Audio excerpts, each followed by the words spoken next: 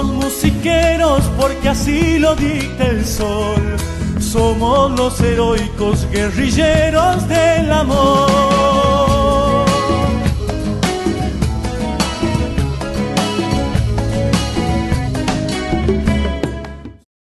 Bueno, buenas noches. Damos inicio a esta comunicación telefónica con Gerardo Duré, miembro del equipo que prepara los seminarios de formación teológica a nivel nacional. Así que te damos la bienvenida, Gerardo. Buenas noches. Buenas noches, un gran saludo y un cariño grande a toda la audiencia marplatense y un gusto hablar con vos, Joey. Y bueno, y acá estamos también con Karina, con Damián, que te van a saludar, y bueno, vamos a iniciar este diálogo en torno a la figura del querido Orlando Llorio. Hola Gerardo, buenas noches, una alegría siempre poder charlar con vos. Buenas noches Damián, un gusto también, lo mismo digo, gracias por acordarse de mí para esta compartida. Hola, ¿qué tal Gerardo? Karina te saluda. Karina, un cariño grande, gracias por llamarme, contento de estar con ustedes en este momento. Contanos un poquito, porque bueno, hay que ver que el 9 de agosto fue un aniversario más, el aniversario número 17 de la muerte del padre Orlando Llorio, sacerdote jesuita. Desde los seminarios de formación teológica, ustedes han tenido con el padre Llorio un contacto más que cercano, y por eso se nos ocurrió en esta ocasión que fueran ustedes los que nos contaran, que fueras vos, Gerardo, que nos contaras quién fue Orlando Llorio.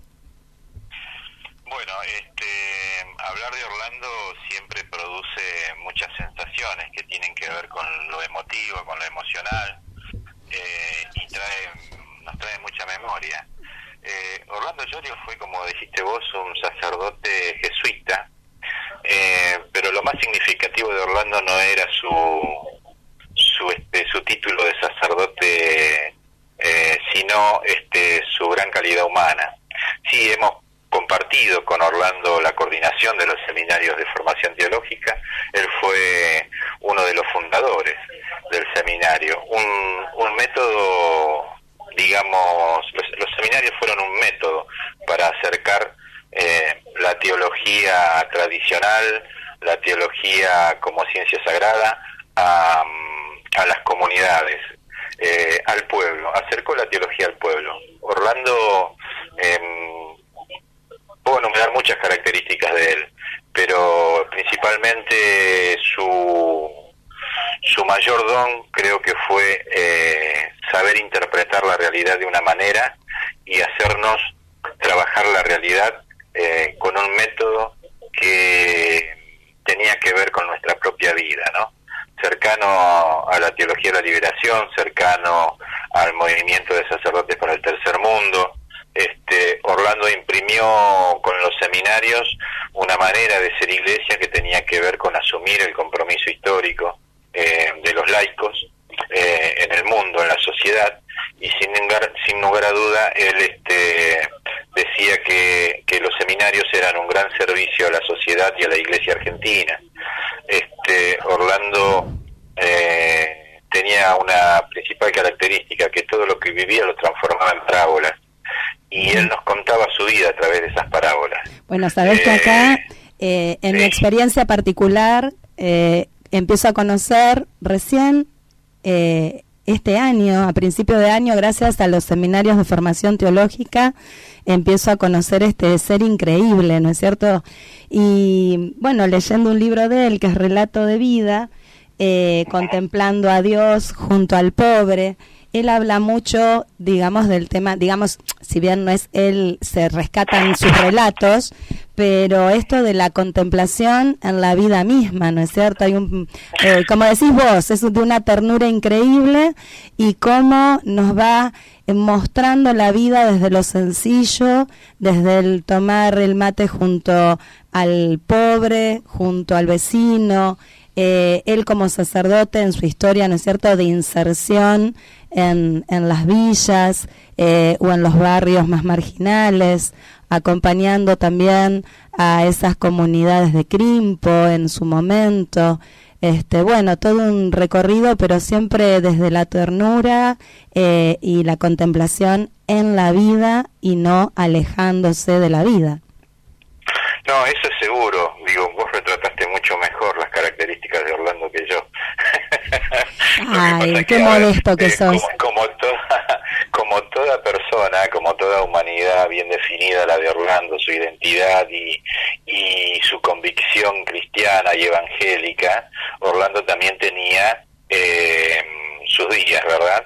Entonces, Orlando siempre le imprimía una característica muy especial a todo lo que él iba construyendo, porque lo compartía y se enojaba y refunfuñaba y discutía, y porque quería hacernos entender por dónde iba la cosa. Él, como decía antes, asumió su compromiso histórico con la verdad, con los pobres, con la justicia, y eso quería hacernos entender. Él no le esquivó a su destino, él se hizo cargo.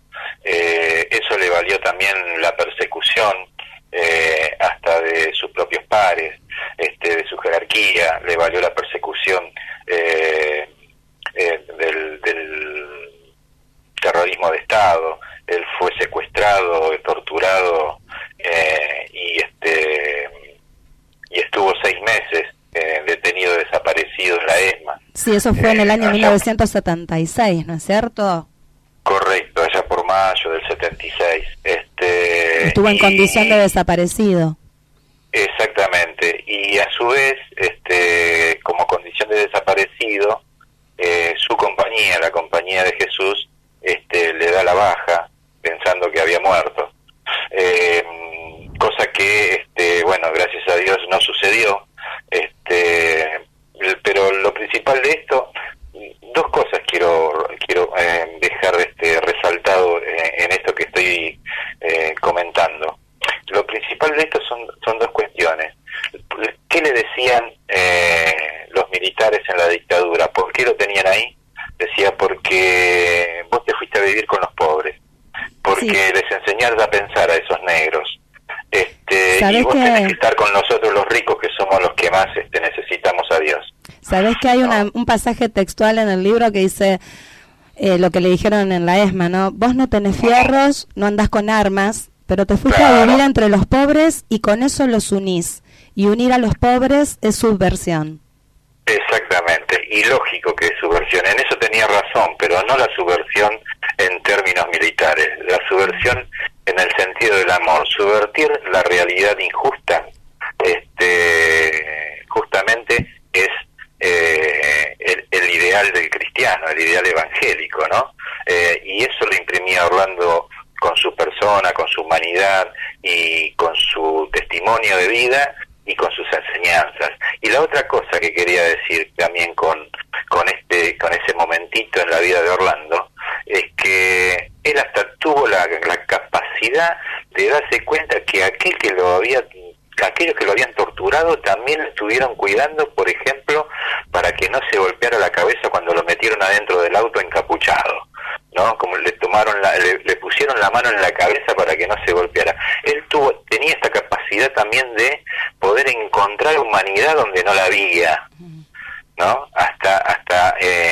Atentando hasta contra su propia vida, contra su propia humanidad.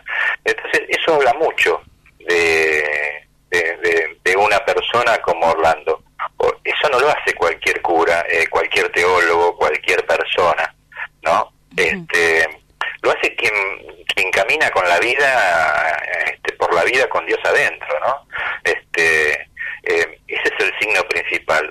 Orlando fue perseguido, fue negado, fue callado, intentaron silenciar su teología, pero él siempre apostó. Y yo creo que como Jesús, no esquivó el cáliz,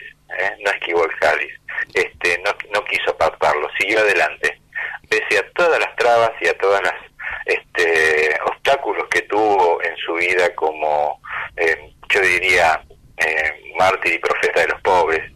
Eso es lo que estuvimos justamente reflexionando en el 9 de agosto, en el aniversario de su Pascua. Y contanos quiénes se juntaron, dónde, este 9 de agosto. Nos juntamos juntamos en un lugar muy,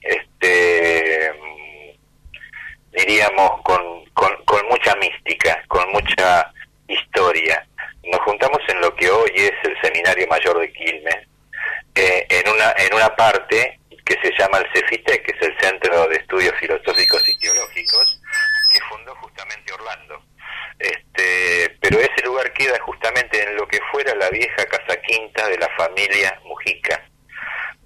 Ahí Carlos Mujica llevaba a los jóvenes de las villas, y jugaban al fútbol, iban a la pileta, etcétera, etcétera. Y en ese lugar, hace poquito nomás, hace un par de años, descansan los restos de Orlando, ¿no? En un rinconcito armaron un jardincito y desparramaron sus cenizas ahí, y ahí está su ermita para todo aquel que quiera ir a visitarlo. Esto queda en la localidad de Berazategui, en la diócesis de Quilmes. Y Quilmes para él fue un lugar muy importante, porque Novak fue un poco como su protector en muchos sentidos.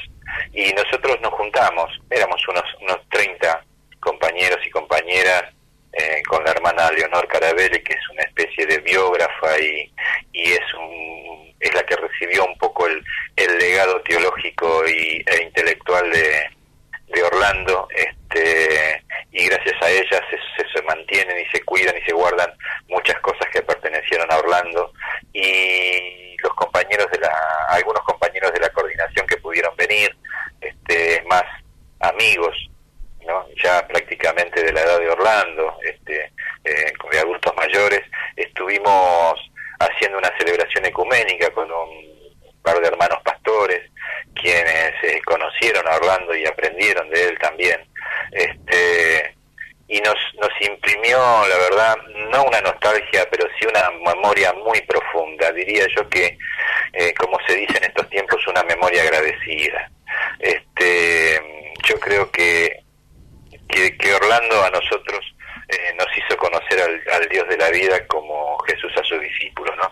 O sea, desde su propia humanidad, Gerardo, ¿no? Este hombre de tanta humanidad que vos estás describiendo y que, bueno, tuvimos la oportunidad algunos de conocer. Yo lo conocí en uno de los seminarios ahí en Buenos Aires, cuando nos marcó profundamente, ¿no? En ese encuentro, que miráramos la vida para seguir naciendo, ¿no? Buscáramos los signos de la vida para seguir naciendo. Eso de seguir naciendo, te puedo asegurar que se me clavó para siempre en el corazón, y es una búsqueda constante, ¿no?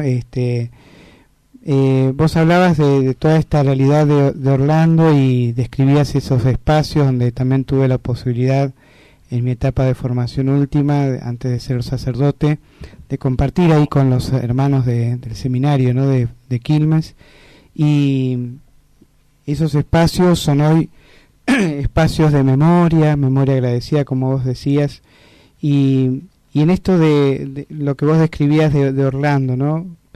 Es un hombre que sin duda, ¿no? Es lleno de humanidad y que marca, ¿no? Un camino. Ese camino que es el mismo del Jesús de Nazaret, ¿no? No es otro. Por ahí, como para ir definiendo un poco esta nota que tan claramente vos lo fuiste marcando y manifestando de lo que fue la vida de Orlando, ¿qué mensaje hoy, si Orlando estuviera entre nosotros, que está, ¿no? De manera resucitada, está compartiendo la vida, animando con su espíritu las búsquedas de nuestro pueblo, las realidades de dolor que están atravesando, son las realidades que también él pudo compartir con sus hermanos en aquel tiempo, y que hoy muchos, sin duda, como vos decís, se siguen inspirando, ¿no? En este hombre de Dios, en este hombre tan lleno de humanidad, tan pleno de vida, que supo contemplar la vida con una mirada tan plena, ¿no? ¿Qué mensaje hoy nos dejaría, si me permitís hacer como esta jugada, ¿no? De que vos te pongas como en el lugar de él y decir, bueno, hoy Orlando nos estaría diciendo tal cosa, ¿no? Y esto que quede como regalo para los que nos están escuchando. Mira, es un desafío muy grande, ponerse en el lugar de Orlando, pero creo que hay una cosa que era recurrente en Orlando y lo transmitía en todos los seminarios. Y si ustedes hacen una revisión de sus cuentos, de sus charlas, de sus exposiciones en el seminario, van a encontrar que él siempre hablaba de pueblo, ¿no? Es una característica para mí, que no muchos por ahí reparan en eso, pero Orlando nos hizo sujetos, dándonos a conocer un método para poder leer la realidad desde una perspectiva evangélica, teológica. Pero él nos decía, somos pobres, nos dio una identidad, ¿no? Somos pobres y hacemos teología, pero no hacemos teología en lo personal, hacemos teología en comunidad, porque somos iglesia. Entonces, para mí el desafío es reencontrarnos con esa manera de ser iglesia y tratar de descubrir una nueva o resignificar nuestra identidad como pueblo. Yo creo que es un desafío muy grande hoy, porque hay una dispersión, decía Orlando, de la palabra pueblo. No sé si se acuerdan, en Buenos Aires nos decía eso, y la sigue habiendo, y esa dispersión se fue profundizando por el sistema, por el neoliberalismo, por el capitalismo, por nuestras propias miserias humanas, ¿no? Por nuestros propios egoísmos, y dejamos lo comunitario de lado, y vale más lo que siento, lo que pienso y mi razón, que la razón, el pensar y el sentimiento colectivo. Entonces creo que de alguna manera Orlando nos sigue diciendo justamente, únanse como pueblo, hay que trabajar la unidad de pueblo. Nosotros nos autodenominamos pueblo de Dios, pero cuán dispersos estamos también como pueblo de Dios, ¿no? A veces llamamos carismas a lo que no es carisma. Yo creo que hay un solo carisma, sí hay muchos dones. El carisma es reconocernos discípulos y discípulas de Jesús, a la manera de Orlando, siendo un poco pueblo. En línea con lo que Francisco nos regala en Evangelii Gaudium, ¿no? La alegría de ser pueblo. Totalmente, es eso justamente. Y de alguna manera Francisco retoma todo eso, sí, digo sí. yo, la grandeza que tiene Francisco hoy, más allá de todo lo que uno pueda pensar, la grandeza que tiene Francisco hoy es que él está recuperando toda esa teología, digamos, para muchos subversiva, para otros marginada. Él la está recuperando y lo está diciendo con sus propias palabras, ¿no? Francisco hoy nos pone en la cabeza y en el corazón a los Orlando, a los Romero, a los Angelelli, a los cientos de teólogos y teólogas que fueron silenciados durante años en América Latina, ¿no? Y sin ninguna duda Orlando está entre todos esos, ¿no? Entonces, para mí lo que hace Francisco es recuperar toda esa identidad teológica donde Orlando es uno de los principales pioneros en ese sentido en la Argentina, ¿no? Así que yo diría que hoy Orlando nos seguiría diciendo lo mismo, ¿no? Trabajemos para seguir siendo pueblo, ¿no? Hay muchas cosas que nos identifican como pueblo, pero también tenemos que saber escuchar la voz de Dios para poder ser pueblo y pueblo de Dios, ¿no? Que camina juntos para construir el reino acá en esta tierra, ¿no? Donde la pisamos. Yo siempre digo que uno tiene su corazón y su pensamiento donde está pisando, ¿no? Entonces empecemos a mirar alrededor, ¿dónde pisamos? ¿Qué sentimos? Donde estamos pisando. Y eso es también contemplar la vida. Y Orlando fue un gran contemplador de la vida y nos enseñó a eso también, a contemplar la vida desde el corazón profundo del Evangelio, ¿no? Para seguir naciendo. Totalmente. Gerardo, totalmente. Y él lo decía, no hay que nacer, no hay que morir para nacer de nuevo, hay que nacer de donde uno está, hay que volver a nacer de donde uno está.